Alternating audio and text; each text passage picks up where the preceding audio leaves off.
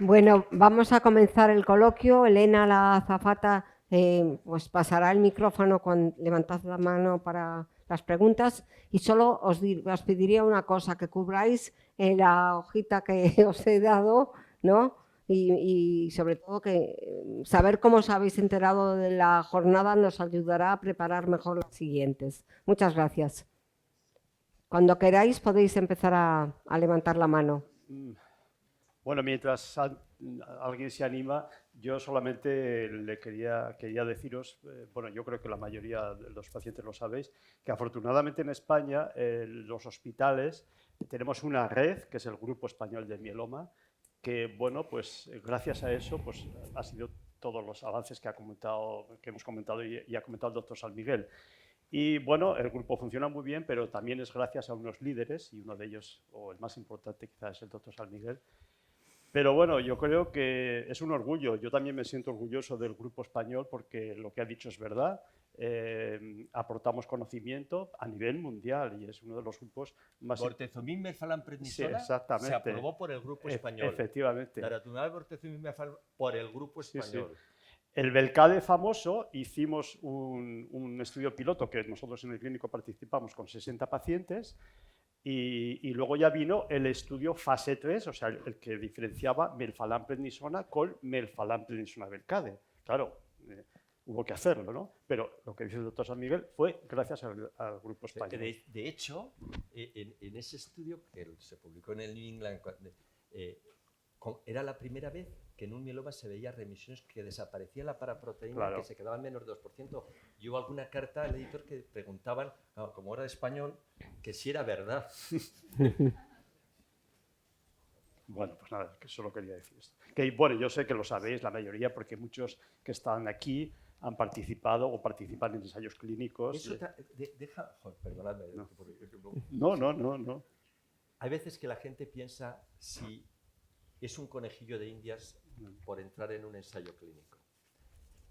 El otro día me enfadaba con una compañera oncóloga que se dedica a un tumor sólido porque me decía, yo es que tengo alguna duda si el ensayo clínico, porque ahora tenemos tan buenos fármacos, y la pregunta mía fue, ¿y por qué tienes esos buenos fármacos? Mirad, para que un ensayo clínico, para que un fármaco se apruebe, lo primero tiene que pasarte una parte experimental en modelos animales. Segundo, se utiliza en aquellos sujetos que no tienen ninguna opción. Lo que se ha comentado, por ejemplo, de los CAR-T, cuando pacientes en sexta línea que se tenían que... No había nada que darles, Y ahí se ve. Después, una vez que se ha visto que es eficaz ese fármaco en última línea, ya se compara contra las mejores, acaba de hacer los dos estudios, CAR-T o biespecíficos contra estándares de tratamiento. Y después de eso, todavía vuelve a haber otro análisis. Y cuando estás en un ensayo clínico, el médico tiembla. Porque cuando viene uno de ustedes y le ponemos un tratamiento intravenoso y hay que pasar un gotero, pues oye, si está programado el gotero para 30 minutos y pues se ha pasado en 28, no pasa nada, o en 32. Pero si está en un ensayo clínico hay que apuntar la hora que comienza la infusión y la hora que acaba. Y si te pasas, queda registrado. Y es un error que te van a pedir que lo vuelvas a corregir. Con lo cual, el paciente en el ensayo clínico, por todos los lados, tiene una seguridad enorme. Yo, si tuviera una enfermedad grave y no tuviera otra opción, querría poder disponer de un ensayo. Así que tengan la confianza con sus médicos y cuando les ofrecen alguna de esas posibilidades, ahora se empieza el grupo español en pacientes de nuevo diagnóstico un ensayo espectacular. Y si se lo ofrecen, un paciente me preguntaba, ¿por qué tiene 3 ramas? ¿Cuál elegiría usted? Digo, cualquiera de las 3, porque si supiéramos que una era mejor que la otra, éticamente no se puede. No podríamos hacerla. Bueno, a ver si se anima. A ver, Jesús. Buenas. En primer lugar, agradecerles toda esta... No sé si se oye. Sí. Toda la información y sobre todo el interés y lo que debemos todos los pacientes a la investigación científica. yo digo que nos están dando los investigadores y los que nos tratan, que a lo mejor no son, simplemente aplican en los conocimientos científicos, les debemos mucho. Yo ahora simplemente quería hacer dos preguntas. Una, ¿cuántos pacientes de mieloma están en ensayo clínico en España, o por lo menos en proporción? Y en segundo término, si las pruebas de análisis de diverso tipo que se realizan pueden ser útiles también para detectar otros tipos de cáncer. Nada más.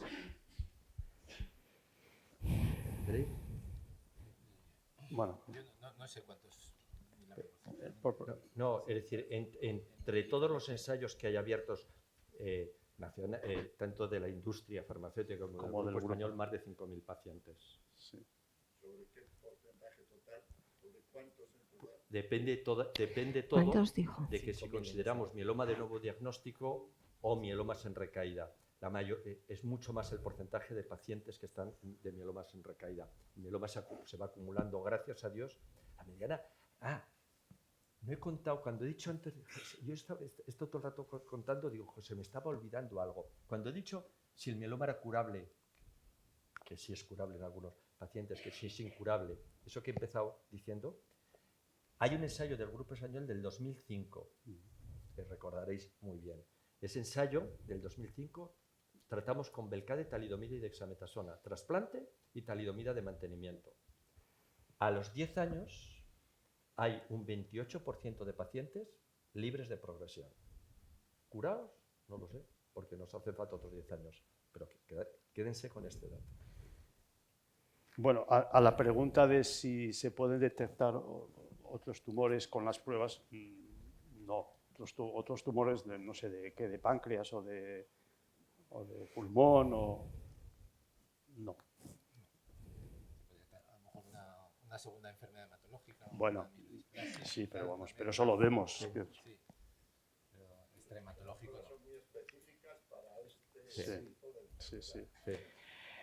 Lo que dice el doctor San Miguel de ese ensayo, luego que aquí hay varios pacientes que participaron, vino el ensayo del GEN 2012 con Belcade en vez de talidomida, RD, trasplante, mantenimiento, y unos resultados espectaculares que esos 10 años, esos 10 años del ensayo del 2005, pues no sé si se duplicará, pero pues igual sí, o 50% Seguro. más. Es decir, bueno, que la mejoría es imparable. Margarita. Buenas tardes a todos. Yo en primer lugar quería dar las gracias. Ahora mismo en la mesa están todas las personas en las que más he confiado y confío en la actualidad. Son muchos años ya como paciente de mieloma y realmente cuando todo empezó, doctor San Miguel era Dios. Después el segundo Dios para mí fue el doctor Palomera. En su nombre también cualquiera de los otros médicos que tenemos aquí en la mesa. Y desde que la asociación de pacientes que dirige Teresa está, pues también estamos mucho mejor informados, más protegidos, con lo cual sois todos para mí una maravilla. A mí me molesta un poquito de la situación de los medicamentos, el que en algunas provincias no tengan el mismo acceso, el poner precio que estamos diciendo a los medicamentos y que no lleguen a algunos. Pero ahora cuando habéis comentado lo del cartel, que ahí viene mi pregunta, decís que se está haciendo en Barcelona, se están haciendo, como es una cosa como de laboratorio, ¿qué pasa? ¿Que van a acceder unas personas sí y otros no porque allí se están haciendo unos o porque ellos están ensayando unos específicos que se podrán trasladar a todos los sitios? Bueno, no, vamos a ver. Hay dos cartels que están pendientes de aprobación de precio. Estamos hablando de en torno a unos 400.000 euros el fármaco. Entonces, eso ha promovido el desarrollo de cartels académicos que están en ensayo clínico. Y el Clinic y nosotros hemos sido centro productor en ese ensayo clínico de ese cartel, el ARI 002, y lo producíamos para 6 hospitales que estaban en ese ensayo clínico. Claro, tenemos que ir con pies de plomo y hay otros 3 posibles cartels académicos que pueden llegar pronto. pero tienen que empezar, al ser académicos, en ensayos más pequeños. Los ensayos de la industria son mucho más potentes. La pregunta es, ¿van a poder llegar a todos los pacientes? Nadie pensará que yo soy a favor de ningún partido político, porque teníamos muchas peleas mi mujer y yo, porque me decía que jamás votaba. Vale, entonces, con lo cual queda claro. Pero España tiene una situación privilegiada en acceso a fármacos, con todas las deficiencias, comparada con Inglaterra, Suecia, Dinamarca. Es una situación que los colegas le envidian. Yo envidio un poquito a Alemania, porque es mucho más rápido en dar precio, y envidio un poquito a Francia. Pero Italia está peor que nosotros, por ejemplo, en acceso a fármacos. Pero bueno, en cualquier caso, efectivamente, hay mucho retraso muchas veces en aprobar el precio, y bueno, porque los aprueban las agencias europeas o americanas, y lo que dice, por ejemplo, el doctor San Miguel, en Alemania, una vez que tienen aprobado, la sanidad alemana lo financia. ¿Europa lo ha aprobado? Y ya está.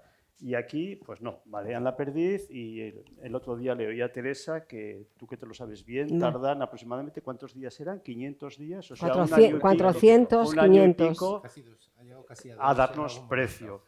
Y claro, por ejemplo, ese biespecífico que he puesto en la última diapositiva, el teclistamab, que es BCMA-CD3, ese ya está aprobado por las agencias y tal, y estamos pendientes del precio. Hoy ha venido la comercial del laboratorio y le he preguntado, oye, ¿hay alguna noticia? Pues de momento no sabemos nada. Bueno, no sé si será este año 2023, espero que sí, porque claro, pues es un gran adelanto para pacientes, porque si no, claro, pues ahora hay que derivar, o sea, hay a veces que hay accesos expandidos, gratuitos, pero muchas veces son slots pequeños y se acaban, pero bueno, si no hay que acceder. Hombre, nosotros también aquí tenemos la suerte que estamos muy bien comunicados y muy cerca, no sé, de Barcelona o de Pamplona y tal, y bueno, pues en Pamplona pues es un centro de excelencia que tiene multitud de ensayos, como ha comentado el doctor San Miguel, y bueno, y nosotros hablamos con ellos, oye, ¿hay alguna posibilidad de este paciente? Y mandamos pacientes de Aragón. Ensayos a los que pueden acceder los pacientes. Claro, por supuesto. Ahora, Por claro, supuesto. un paciente de la India, imagínate. Claro, si es claro. un paciente de la India, Es pues decir, un paciente español mucho antes. Que a nivel de todo el territorio nacional, cualquier médico puede ponerse en contacto con un centro, y si cumplen los criterios para entrar en el ensayo y es factible, pues puede tratarse, esté aquí o en Badajoz. Y luego, una cosa, para los fármacos más convencionales, pues un poco nuestro trabajo y que tienen que ser conscientes los pacientes, que nuestra lucha es que accedan a todos los fármacos y que nuestros pacientes estén en igualdad de condiciones que cualquier otro paciente del territorio nacional, y bueno, son conscientes que peleamos hasta un esfuerzo increíble muchas veces por conseguir fármacos que no tienen precio, que hay que traer de otras maneras. Vamos a donde haya que ir, ¿no? Ese problema se plantea mucho más en recaídas. En primera línea, las opciones en este momento están, yo creo, bastante bien. Es decir, podemos utilizar un inhibidor de proteasoma, un inmunomodulador, un anticuerpo monoclonal, lo cual están muy bien, ¿no? Sí, podemos usarlo mejor. En primera línea, un paciente no diagnóstico en España puede estar muy tranquilo, ¿no? Allí hay una pregunta.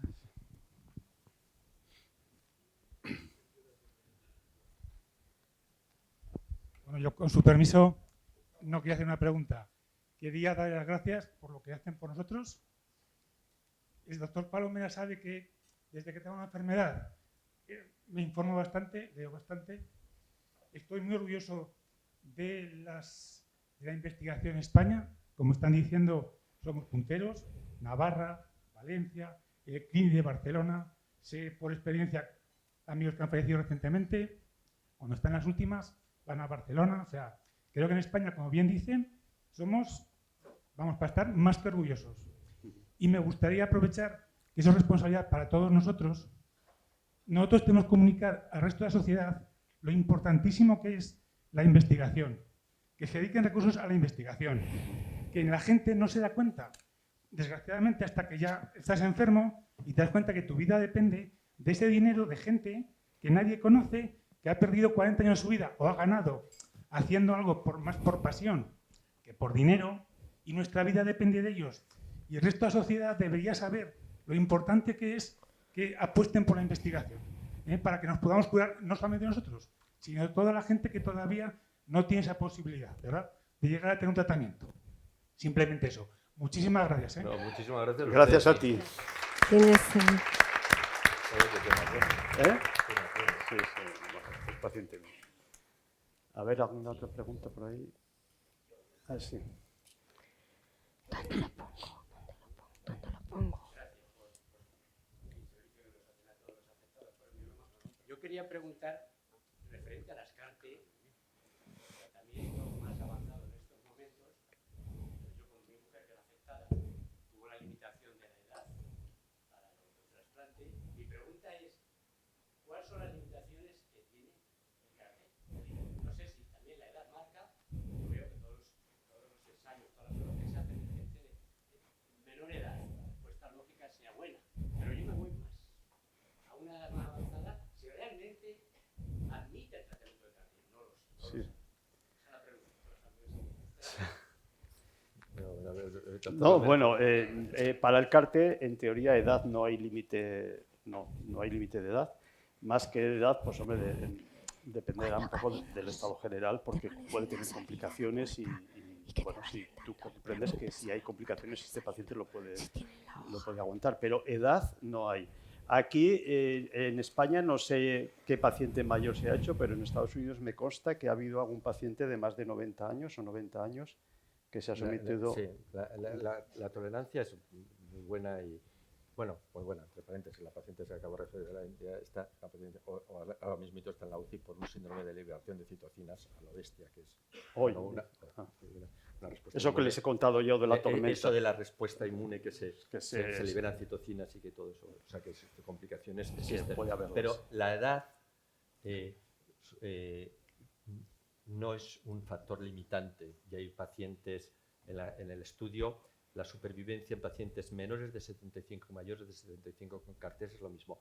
Pero, ojo, el CAR-T no estoy seguro que cure el mieloma en estadios muy tardíos, ¿sí? Y por eso se va a hacer el ensayo randomizado ese que habló, que tardará todavía un poquito. Yo creo que después del verano se abrirá, es un estudio europeo, se va a comparar CAR-T contra autotrasplante. Tiene que demostrar que es mejor. ¿Ven la exigencia de un ensayo? Tienes que demostrar que es mejor que lo mejor que hay ahora. Y con respecto al trasplante, bueno, pues el autotrasplante no hay que llamarle trasplante, porque es las células de uno mismo. Es quimioterapia a dosis altas. Al respecto de lo que dice el doctor San Miguel del ensayo en mieloma para compararlo con el autotrasplante, el linfoma, que ya os he dicho que iba por delante, ya tenemos aprobación en linfoma, en recaída, pero ya hay varios ensayos que en el linfoma cuando recaen, o sea, en el linfoma habitualmente no es el trasplante en primera línea, es si recaen, ¿vale? Entonces ya hay varios ensayos que se ha comparado trasplante con CAR y ha mejorado el CAR al trasplante y de hecho va a ser indicación del CAR en el linfoma en segunda línea. Esto que se va a investigar en mieloma, ya el linfoma ya es una realidad porque va un poquito por delante. Es decir, que es lógico, si funciona en pacientes tan mal, pues cuando el paciente está mejor, que está de mejor condiciones físicas, que sus linfocitos están más potentes, etcétera, etcétera, pues es lógico que va a funcionar mucho mejor. O sea que, bueno. No, otra cosa que voy a comentar, que cuando hablamos de CAR-T pensamos que es solo un CAR, pero lo ha explicado el doctor Palomera. El CAR-T que es más conocido es contra un antígeno. Ustedes saben el antígeno CD38, que es el de daratumumab y satusumab. La célula plasmática tiene antígenos marcadores. El CAR más conocido es contra un antígeno que se llama BCMA. Sí. Pero vamos a empezar un ensayo, si os quiere, muy pronto, contra un antígeno GPRC5D, Sí, que es biespecífico, otra molécula. Y hay otro CAR-T contra SLAMF7 que también hemos utilizado en otros pacientes. Con lo cual, ¿qué es lo importante? Que una vez más, que se abren ventanas. Yo siempre a los pacientes les digo, bueno, mientras que tengamos ventanas abiertas no vamos mal.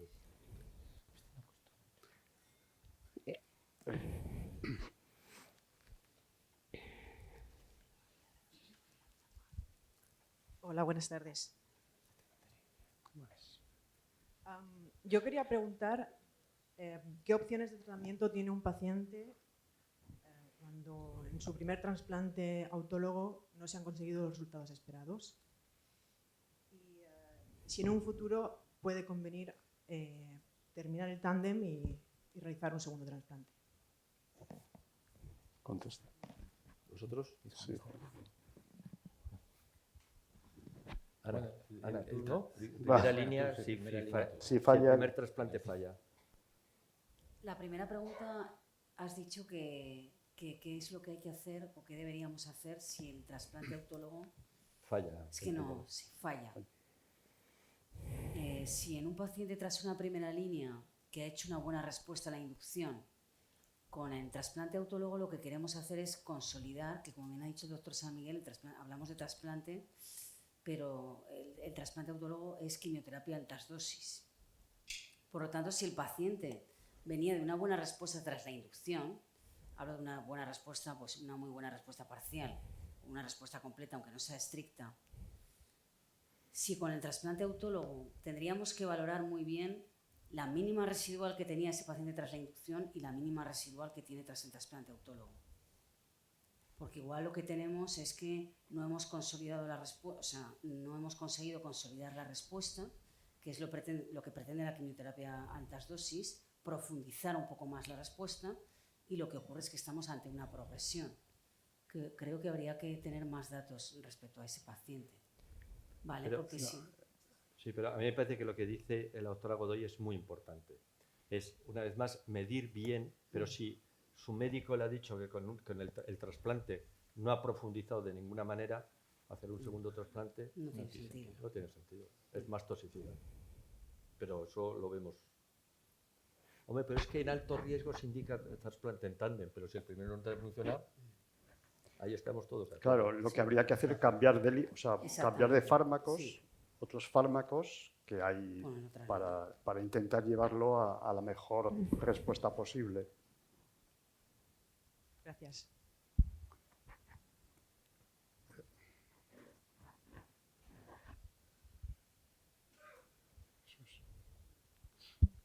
Vamos a ver. Esta es una enfermedad, yo digo que es muy traidora, porque uno se encuentra perfectamente bien, dice, bueno, sin remisión total, y ya hacen la advertencia de que no es curable. Esto supone que tenemos que estar sometidos a controles. ¿Hasta cuándo? ¿Hasta que nos muramos? Hasta que nos muramos de viejos, que algunos queremos morirnos de viejos, sí. Sí, sí. A sí, veces, la respuesta. hay una con el café uno me dice, y llevo, pregunto a un paciente, llevo 6 años de mantenimiento, estoy en remisión completa, ¿hasta cuándo tengo que seguir? Digo, pues hasta, oiga, yo tomo 4 pastillas por la mañana y no me las han quitado. Bueno, como ha salido poco el mantenimiento y lo que ha comentado el doctor San Miguel, bueno, ya sabes que los que lleváis mantenimientos, lenalidomida, aunque ahora hay en ensayos otro tipo de mantenimientos, con daratumumab o tal, bueno, pero lo normal es la lenalidomida, ¿no? Y es, en teoría, es hasta progresión.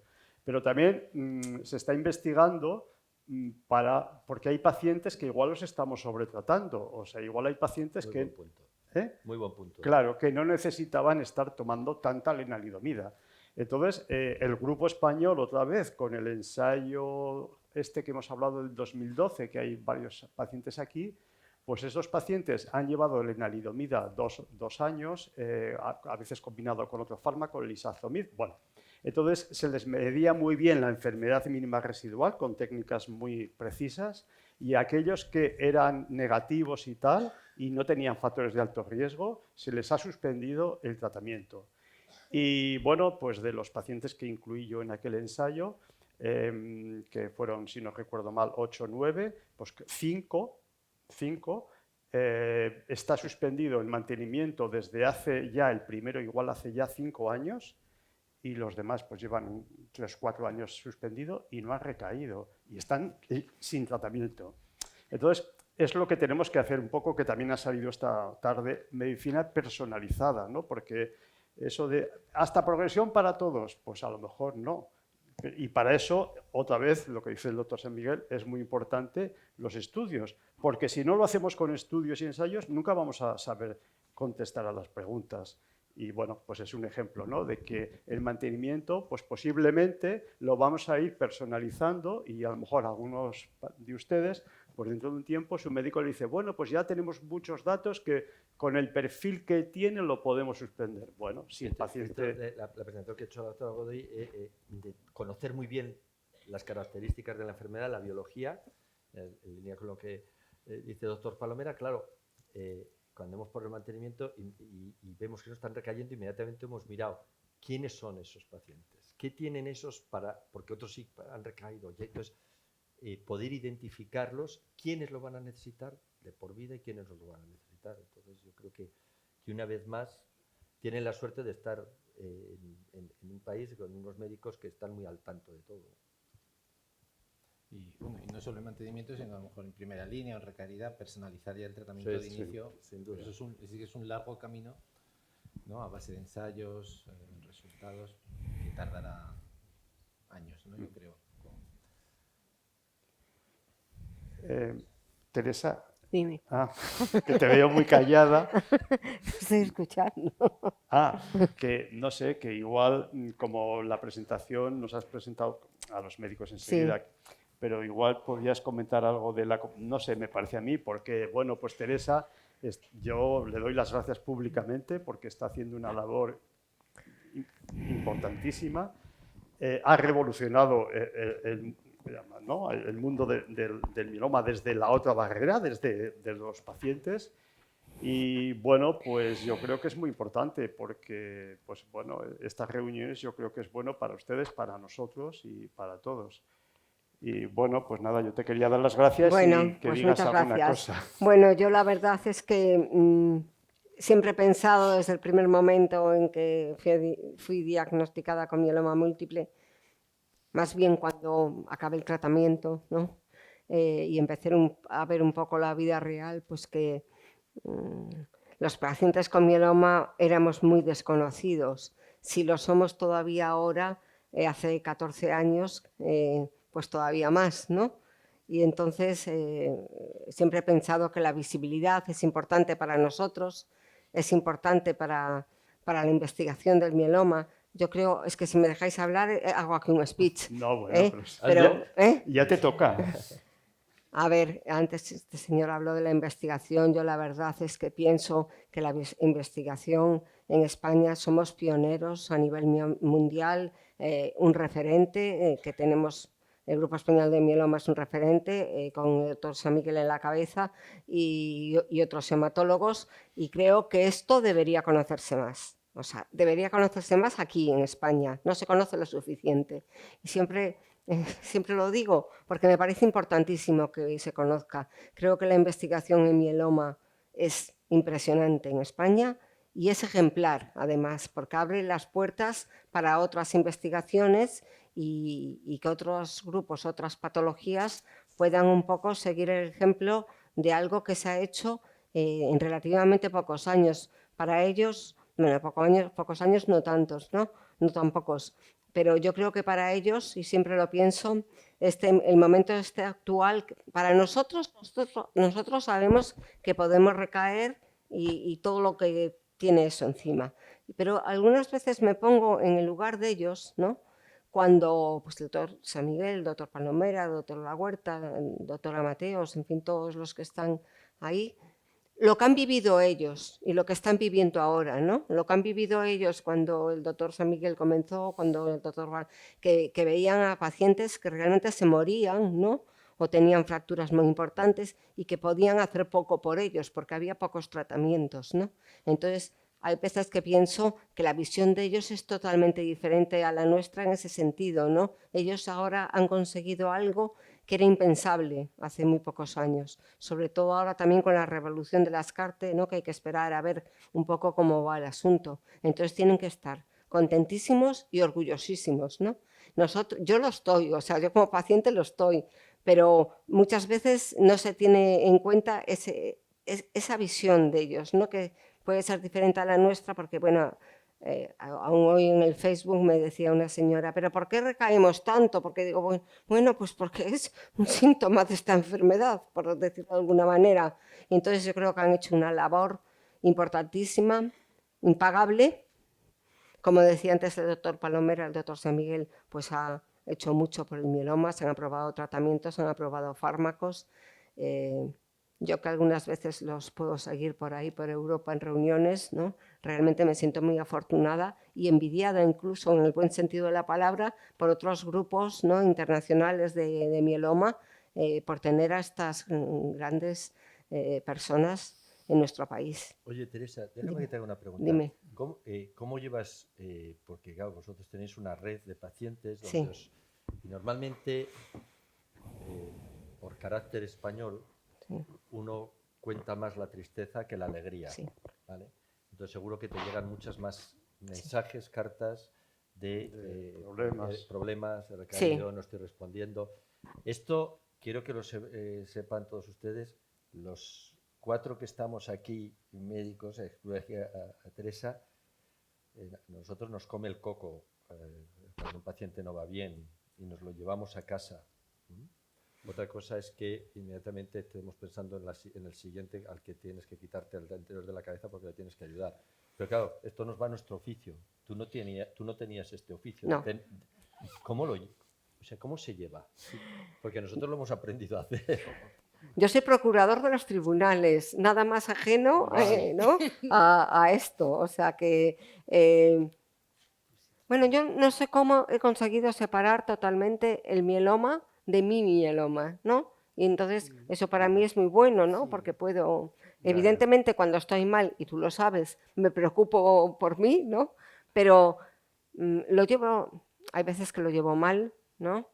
Porque realmente puedo recibir muchas malas noticias de pacientes, ¿no?, que te cuentan y que hay, bueno, quedan pocas opciones, pero luego también tengo que decir que los pacientes son muy generosos, sois muy generosos, porque me decís unas cosas que me emocionan mucho y me hace llorar. O sea, yo creo que yo siempre he sido una persona interesada por cosas, ¿no? O sea, soy así, es decir, antes del mieloma tenía otros intereses, ahora estoy volcada en el mieloma porque quiero ayudar y creo que puedo ayudar un poco a los pacientes cuando están mal, ¿no? Cuando necesitan, pues muchas veces, pues es que no quiero decir las cosas que me dicen, pero...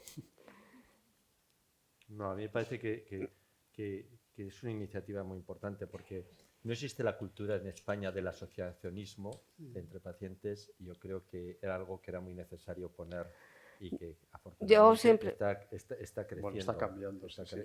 Yo siempre pensé, y lo sabes, además porque Jesús San Miguel es mi médico, ha sido mi hematólogo desde el principio, ahora lo está a mi lado de Mateos, pero bueno, realmente él me trató cuando enfermé. Y siempre me involucré mucho, he sido voluntaria en otras asociaciones, siempre he pensado que el paciente nadie hacía caso al mieloma hace unos años. Yo estuve en una conferencia que había una ministra y que yo había dado una charla de estas y dice, realmente conocía muy poco, pero qué interesante me ha parecido lo del melanoma. Sí. Abuela Marcelina está, y yo me he explicado fatal. Bueno, yo creo que era el gran desconocido. Yo pensé que el paciente con mieloma debería tener un entorno en donde hubiera más pacientes, ¿no?, con mieloma, que se conocieran, porque creo que eso es muy importante, por lo menos me lo decís, ¿no? Y también incluso el entorno, la familia. Aposté por el mieloma múltiple porque pensé que se lo merecía, entre comillas, porque es horrible, ¿no? O sea, pero que merecía una dedicación full time todo el tiempo para el mieloma, porque era la única manera de poder acercarme a los pacientes y ayudarles. Lo pensé en su momento, no me arrepiento para nada y doy las gracias a todos los pacientes, a todos los asociados, a todos los que nos seguís y bueno, sabéis que contesto, que hablo con todos personalmente, sábados, domingos, festivos. Hace unos meses me propusieron un tema de inteligencia artificial Y entonces vino el laboratorio con el empresario del proyecto, ¿no? Y me dijo, ¿qué te parecería tener alguien que conteste a las preguntas de los pacientes las 24 horas del día, los 365 días del año? Y le dije, con un poco de, porque no me caía muy bien, un poco de soberbia, le dije, ya lo tengo. Y yo, ¿cómo? Sí, es lo que hago yo. O sea, no me hace falta, ¿no? La inteligencia. Ahí me eché un gol, ¿no? Porque... Digo, entiendo que esto es una tertulia de médicos con sus pacientes que al final a veces somos tertulias de amigos. Ha comentado el doctor Palomera esas situaciones en las cuales estamos empezando a plantearnos si podríamos parar la lenalidomida en el mantenimiento. ¿Saben por qué nos planteamos eso? Porque el doctor Vicente Carrasco ha comentado que uno de los problemas es el paciente que es refractario a la lenalidomida. Y dices, oye, si a lo mejor este paciente ya está en respuesta de enfermedad negativa 2 años, y se lo paro, a lo mejor si recae ya no es refractario y lo podría utilizar. Y de nuevo se vuelven a mezclar aquí estos conceptos de cómo trabajamos, ¿no? Porque esto es una red, son más de 100 hospitales de España y trabajamos todos juntos. Yo quería aprovechar para comentar, ya que estamos aquí, que hay un grupo de personas muy importantes en el hospital, y no sé si opináis lo mismo. Cuando tratamos a un paciente con mieloma, no solamente estamos nosotros, sino que yo, en mi hospital, que es grande, pues utilizo mucho el teléfono, pero hay pacientes que tienen que ser operados. Hablamos con trauma, en mi caso en el Servet, con la unidad de tumores para que les coloquen un clavo endomedular, con radioterapia, con rehabilitación, con radiología intervencionista. Los pacientes son tratados de manera multidisciplinar y hay un montón de compañeros que nos ayudan y compañeras día a día. Y yo trabajo con ellos mano a mano. Y en mi ¿Nefrólogos? Sí, por supuesto. Entonces yo sí que echo de menos, no sé si podríamos hacer algo al respecto, echo de menos que esas llamadas o ir a hablar con el radiólogo a primera hora de la mañana para revisar la resonancia, para hacer una vertebroplastia, sí que echo de menos tener una unidad, o sea, tenemos el trabajo que lo hacemos hablando por teléfono, yendo al despacho, pero echo de menos tener una unidad que sí que es complicado, ¿no? Pero los pacientes, yo los trato día a día igual que vosotros y echamos mano continuamente, o sea, solos no podríamos hacer nada. No, imposible. Necesitamos la colaboración. Yo en mi hospital tengo que dar las gracias porque tengo un equipo de traumatólogos, radiólogos, intervencionistas que son brillantísimos y que hacen de todo. Pero claro, lo hacemos un poco a salto de mata, esperando al que tiene que entrar media hora más porque tienes que hablar con el patólogo, después con radiología intervencionista. Si tuviéramos todo unido... Hombre, claro, es decir, sería el mundo feliz. A ver. Sí. Pero... Lo digo porque los pacientes también lo saben ellos porque... Claro, hay equipos con los que hablas diariamente, por ejemplo, radioterapia, ¿no? Y o lo que decía el doctor San Miguel, nefrología, pues nosotros casi tenemos un nefrólogo de cabecera, claro. O sea que... Pero lo que tú planteas, claro, sería pues lo ideal, pero claro, pues a veces nos toca correr pasillo. Efectivamente, nos toca llamar, pedir favores a veces, oye, ¿por qué no me adelantas? Hay cola, claro, porque ahora hay cola para todos, hay demora para todo. Y según que una resonancia, pedir una resonancia es, hay que hacer instancia al ministro, o sea, porque pues hay un... Melanoma. Sí, entonces si urge o tal, pues claro, tienes que bajar personalmente lo que dice la doctora o llamar, pero es lo que hay. Pero claro, lo que tú planteas sería ideal y debería de ser así, porque los médicos bastante tenemos con preocuparnos de los pacientes y tratarles, que no de todas las cosas que tenemos que hacer que no os lo podéis imaginar. O sea, que a veces somos de como celadores. Porque no puede esperar a veces. No, ya, pero es lo que hay y es la vida. En fin, con eso ya jugamos. Que las cosas funcionan y que hay unidades que yo, por ejemplo, tratando el mieloma, he conocido a compañeros que no conocía la unidad de tumores de traumatología del Servet, que trabaja muy bien. Que sí. O sea, los he conocido, antes no los conocía. Claro. Tratar el mieloma, pues que nos ayudan día a día y es muy importante su trabajo. Ese y y las enfermeras encargadas de Bueno, hospital sí, de día de sí, sí, mieloma, sí. etcétera, son... Sí, sí. Sí, la enfermería, efectivamente, ya me da igual que lo digas, porque bueno, tienen un valor impresionante, porque de hospital de día y de planta de hospitalización, o sea, están ahí, porque los médicos vamos, venimos, tal, es distinto, pero la enfermería o tal, es que están ahí al pie del cañón, es chapó, sí, sí, tienes razón. El doctor San Miguel tiene que... No, bueno, vamos bien, Ah, vale, vamos bien. Vale, Sí. vale, vale. Si tenéis más preguntas... Por favor, el es micrófono. que está esta señora antes, perdón, que no sí, te veíamos. es que cuando me preguntaste a mí, estaba ya vale, con el perdón. micrófono. No se oye. A ver, Acérquese el micro. Y que nos cuidan a todos el máximo. Muchísimas gracias a todos. Y en especial a mi doctora Godoy. Quería comentar, yo hace unos 25 años tuve un tumor de endometrio y me trataron con radioterapia y braquiterapia. Las consecuencias de entonces de ese tratamiento se vieron que me han producido intestino rádico unos 6 años después y el mieloma me apareció a los 12. Entonces tuve 4 años asintomático y llevo 8 con tratamiento con muy buen resultado con el daratumumab. Entonces, al principio de la enfermedad pregunté a los hematólogos que me tocaban en aquel momento que qué tenía que ver, que por qué había desarrollado el mieloma. Entonces me comentaron que no me lo podían asegurar, pero que los pacientes que habíamos llevado ese tratamiento, un 90% habían desarrollado este mieloma, pero que no me lo podían garantizar. Mi pregunta es ahora, años después, ¿saben ustedes algo?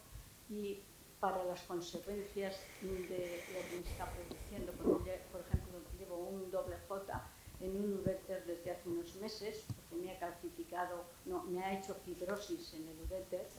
Entonces quería saber si hay algún tratamiento para poder parar ese deterioro que me hace. Y bueno, a ver si eso se puede parar ahí, si hay algún estudio en medicamentos o para parar las consecuencias, porque parece ser que somos bastantes. También quería preguntar si el mieloma múltiple es hereditario. No lo había preguntado nunca. Voy al baño. Ana. Voy a ir al baño. Bueno, en cuanto... A ver, sí que la causa del mieloma múltiple hoy por hoy continúa siendo desconocida. Sí que sabemos que hay factores que pueden predisponer al desarrollo del mieloma. Por ejemplo, se sabe, y otras neoplasias hematológicas, se sabe que los pacientes que han recibido con anterioridad tratamientos con quimioterapia y o radioterapia o han estado expuestos a radiaciones ionizantes tienen más riesgo de desarrollar no solo mieloma, sino cualquier tipo de neoplasia. Ya.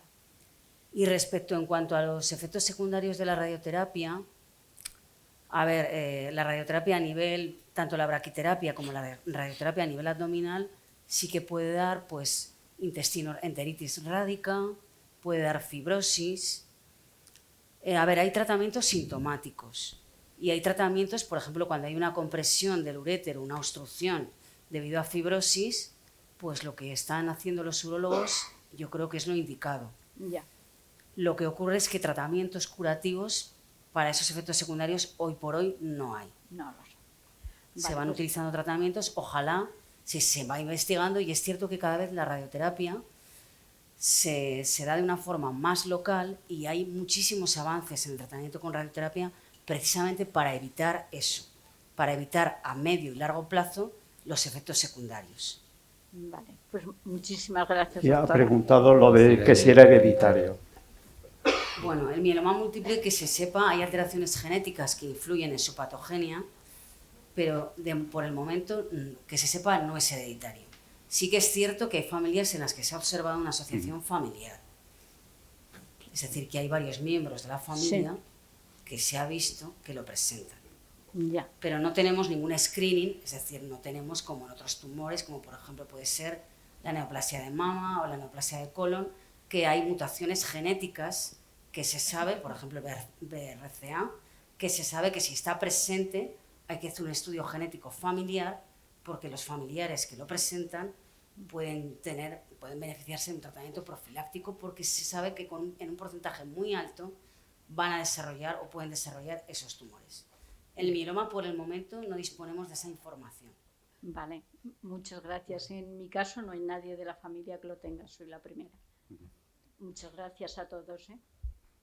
Gracias. Andrés, ¿no?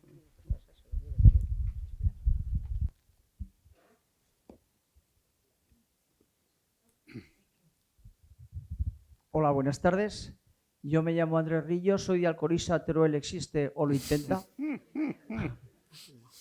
Y gracias al equipo del doctor Palopera estoy aquí vivo de momento. Hace 5 años que me hizo el autotrasplante. El 2017 me lo pasé fenomenal. Venga sesiones de quimio, venga tal, y luego pues eso, el aislamiento de la burbuja, ¿vale? Y hace 5 años y medio, pero hace 3 años que yo no tomo una pastilla, lenalidomida, por cierto. Y cada 3 meses pues sé que estoy obligado a venir, pues porque es así. Pero tengo un pequeño problema y una pregunta que hacer. No sé si a todo el mundo le hacen sacada de médula. ¿Sí? Sí. Y eso no se puede mejorar. Bueno, madre mía, porque es que me levanto de la camilla. Me alegro mucho esa pregunta porque te cuento, lo ha comentado el doctor San Miguel en su presentación y ha dicho que hay plasmáticas que sabemos que circulan, ¿vale? Plasmáticas circulantes, y hay una relación entre esas plasmáticas y cómo está la enfermedad. Y de hecho, gracias a los ensayos, y también aquí hay pacientes del ensayo GEN 2012, que luego se llama mantenimiento 14, que están sin tratamiento, les estamos monitorizando, mandando muestras al laboratorio de referencia de Pamplona, enfermedad mínima residual en sangre, ¿vale? Midiendo las plasmáticas circulantes, porque mientras están 0 o tal, pues estamos súper tranquilos. ¿Para qué? Ese estudio nos dará conocimiento para evitarte o evitar, a ti a lo mejor no, pero a los pacientes que vengan después, bueno, y a ti seguro que también, estudiar la enfermedad mínima con sangre. Pero, y estamos en ello, porque tienes razón, es una faena que te pinche en la médula, por supuesto que sí, tienes toda la razón, ¿no? Sí, no, el doctor Prosper, que estamos hablando, investiga mucho en células madre, lleva el programa de los CAR-T y esto, saca médulas óseas a estudiantes voluntarios por 100 euros. Pues me encontré con un estudiante y le dije, ¿tan desesperado estás? Que por 100 euros te has dejado pinchar. Muchacho. Eso es poco dinero, ¿no, Andrés? Yo soy autónomo, jubilado, aunque pago un poco más y no estoy tan mal como otros, pero ni por 1.000 euros lo haría. Para un estudiante sí que los bueno, pero... para nosotros la médula no es... Tienes razón, pero bueno, yo creo que la cosa va por buen camino y yo creo que... Hombre, nosotros hacemos muchísimas médulas con un poquito de sedación. Igual que la colonoscopia, claro, esto es la saturación de los hospitales, pero realmente sería fácil que igual que se hace... sí. Igual que la colonoscopia la haces... Sí. Con un anestesista, a lo mejor. Claro, pero claro, son los recursos. Vas a anestesia... bueno, ¿pero qué me hablas? Bueno, por ejemplo, en el CERVET, a ciertas pruebas sí que las hacen, ¿no? Nosotros la biopsia a todas. Sí. Entonces, claro, pues... Sí, Margarita. Pues, por favor, es que a mí me toca a final de agosto. Mira a ver si lo han solucionado antes. A todos. Bueno, yo voy a contar una cosa que tú no sabes, seguro. No, seguro.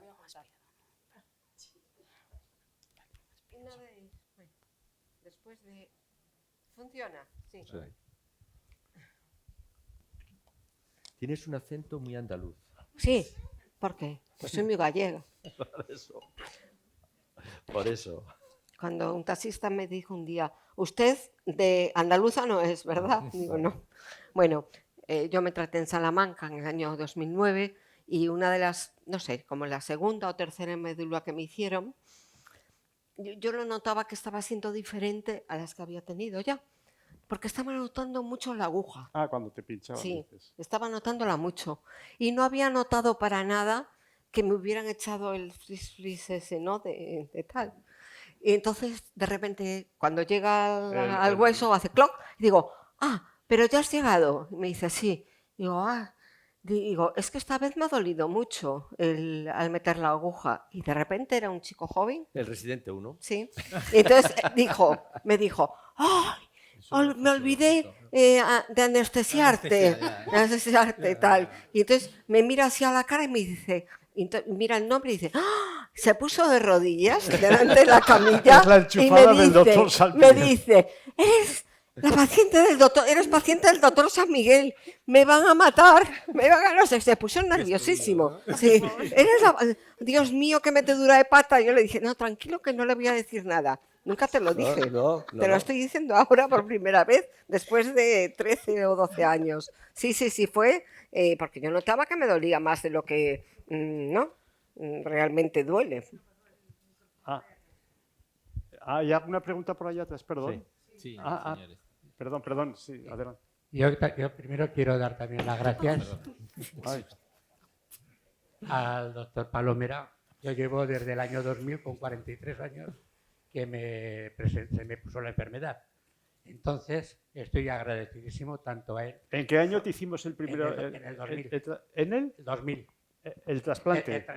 El autotrasplante en el 2001, porque fue en el 2000, en Semana Santa, cuando 23 ingresaron. años. 43 años tenía. 23. No, pero que tenía 43. Que llevamos 23 de mieloma. 23 años con el mieloma. Con lo que le ha dicho el compañero con lo de la médula, yo llevo 4.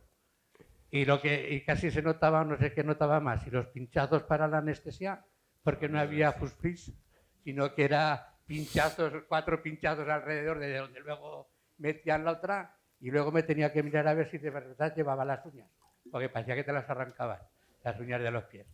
Yo lo que más quiero eso es el tiempo, lo largo que se hace, bueno, ahora llevo también varios años ya que estoy una semana sin otra con tratamientos, eso se te hace malísimo, cada vez también vas aumentando las pastillas que tienes que ir tomando, porque los tratamientos te producen ahora una cosa, ahora otra, y pues entonces, ¿qué ocurre? Pues que tienes que tomar otra pastillica. Hay veces que tienes ratos que son un poquito malos, pero te acuerdas de algún chiste que no te sabes, te ríes y dices, bah, olvidado, como un catarro que dura mucho. Y así se va aguantando. Y sobre todo, pues eso, las gracias al equipo del doctor Palomera, que son los que también tienes mucho trato con ellos, y todas las chicas que nos atienden en el hospital de día. Venga, gracias. Gracias a ti, Antonio. Nos quedan 15 minutos, 15, para llamar. Para llamar. Tiene que salir a menos 4. Bueno, pues eso, nada, 5 minutos. 5 minutitos.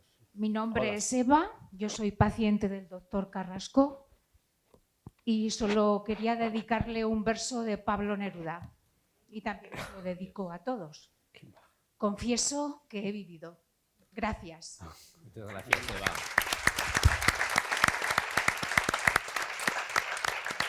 Yo creo que aquí vemos un poco la importancia de la asociación de pacientes, de compartir experiencias, por supuesto, libremente, los que quieran. No todos, sí, claro. Pero sí que algunas personas pues, pueden tener una ayuda importante simplemente por esto que estamos haciendo, de cómo han vivido una médula bueno, nosotros tenemos un grupo de pacientes que hay 1000 pacientes, 1000 y pico, y realmente ahí cada uno cuenta pues es un poco su experiencia, pregunta. Además, yo desde el principio siempre dije que no se podían comparar tratamientos, ¿no? O sea, que tal. Y me ha hecho gracia porque he debido ser muy pesada con ese mantra de no compartir tratamientos, porque todos lo dicen ya. Elena, que estás ahí, que participa mucho en el grupo, lo sabes. Que ya sabemos que cada uno es diferente, cada tal, pero bueno, dicen que les viene muy bien. Margarita. Quería preguntar, esas células plasmáticas que decimos que son fecundales, que van por la sangre, ese exceso de células que nosotros generamos, ¿cómo afectan al cuerpo? quiero decir, nunca se habla de la afectación que eso puede provocar, pero yo pienso que si hay más cantidad de células plasmáticas que van por la sangre, también van a distintos órganos, ¿y de qué forma los están afectando? No, el tráfico de la célula plasmática es de la circulación a la médula ósea. Puede ir a algún órgano linfoide, pero es rarísimo. El mieloma no suele dar adenopatías, salvo en estadios muy avanzados de la enfermedad, estadios muy finales, o infiltración de órganos linfáticos como el bazo o el hígado. Es muy raro. La circulación del mieloma es médula, sangre, sangre, médula. No, pero y preguntas si esas células pueden... Bueno, en algún paciente, claro, en algún paciente tienen acúmulos de células plasmáticas, es lo que se llaman plasmocitomas extramedulares, fuera de la médula, no sé, pues, en tejidos. No va al corazón, no es su tráfico no va para allá.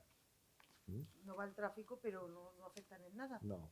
Bueno, se utilizan como marcador Sí. de la Simplemente enfermedad. como marcador, y además no hay una correlación directa en cuánto grado de infiltración tiene la médula ósea y cuántas hay circulantes.